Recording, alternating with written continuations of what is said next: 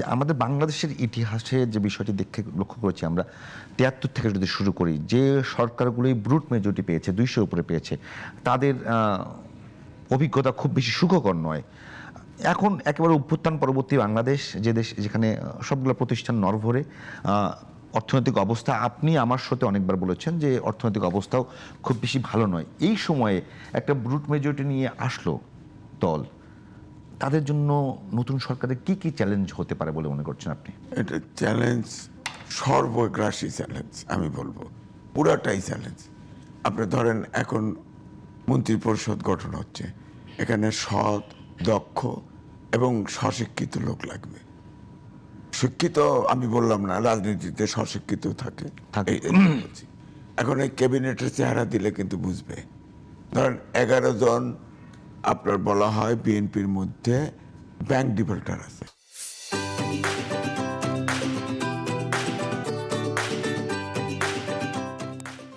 এখন এদের যদি কাউকে মন্ত্রী বানান, এটা কিন্তু রিয়াকশন হবে। আর কিছু না হোক, জামাত কিন্তু এটা পেরেছে, বিএনপি একটা চাঁদাবাজের দল, এই লেভেলিংটা করতে পেরেছে। এর জন্য বিএনপির ভোট কমে গেছে এবং জামাতের ভোট ওই কারণেও কিছু বেড়েছে। যেমন রাজ্জাকি ভাই বলছে তরুণদের ভোট 4 কোটি ছিল, বলা হতো 4 কোটি 4.5 কোটি। এই ভোটটা এনসিপিকে নেওয়ার ফলে দুটো মেরুকরণ হয়ে গেছে। 4 কোটি ভোট পাইলে জামাত কিন্তু ক্ষমতায় চলে যেত, কারণ এনসিপির 30 জন জামাতে যাওয়ার ফলে ভোটের মেরুকরণ সূত্র কিন্তু পাল্টে গেছে। এবং আরেকটা এনসিপি ভেঙে আরেকটা দল হয়েছে, কিছু লোক রিজাইন করে চলে গেছে। সুতরাং এনসিপির ভিতরেও, তরুণদের ভিতরেও কিন্তু প্রতিক্রিয়া আছে যে এই এনসিপির 30 জন তারা নিজেদের নিরাপত্তার জন্যে বা পলিটিক্যাল স্বার্থের জন্যে চলে গেল, আমরা কোথায়, অভ্যুত্থানের লোকজন কোথায় গেল। দ্বিতীয়টা হচ্ছে আমাদের দেশে কিন্তু যাই বলেন পারিবারিক একটা মানে একটা ঐতিহ্য কাজ করে, ঐতিহ্য যতই বলেন এখনো কিন্তু আমরা ঐতিহ্য, পুরানো ঐতিহ্য কিন্তু আছে। সুতরাং এই যে তরুণরা সব একদিকে ভোট, তারপরে ধরেন সব পার্টিতে ফলোয়ার আছে, এই তরুণরাই বিভিন্ন পার্টিতে ফলোয়ার আছে, কম বেশি আছে। তো সুতরাং তরুণদের ভোট এবারে আমার কাছে মনে হয়েছে এক বাক্সে পড়ে নাই।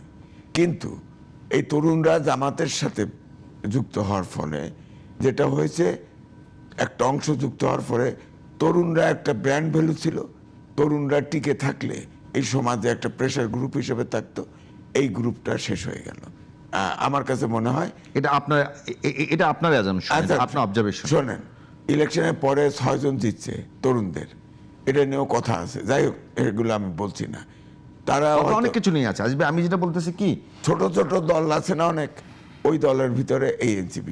একটা বিষয় একটু খেয়াল করেছেন কিনা যে এইবারই প্রথম নির্বাচনটা নিয়ে আমরা যেটা লক্ষ্য করেছি যে সবাই খুশি, মানে খুব বেশি বড় ধরনের অভিযোগ নাই।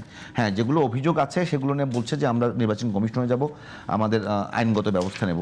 যে এইবারই প্রথম নির্বাচনে জামাত ইসলাম খুব বেশি নেগেটিভ কথা বলেছে বলে ধারণা নাই। বিএনপি জয়লাভ করে তারা খুশি, সাথে আওয়ামী লীগ খুশি।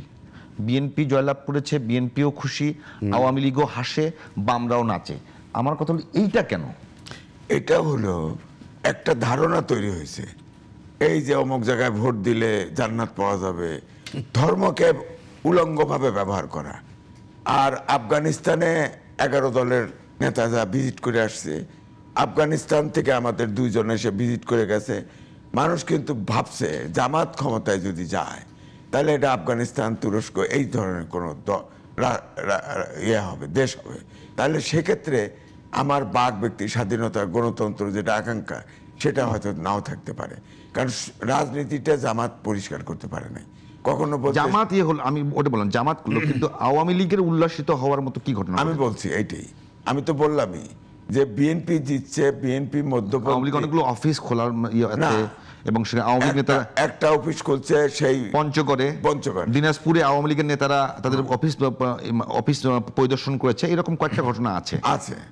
আমার কথা হচ্ছে আওয়ামী লীগ মনে করেছে তাদের এই অভ্যুত্থানের পরে 5 তারিখে যে পালিয়ে গেছে, এরপরে তো অ্যাক্টিভিটিস নিষিদ্ধ আছে।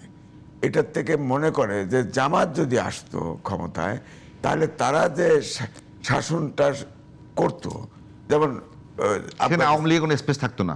আওয়ামী লীগ না, কারো জন্য স্পেস থাকতো না।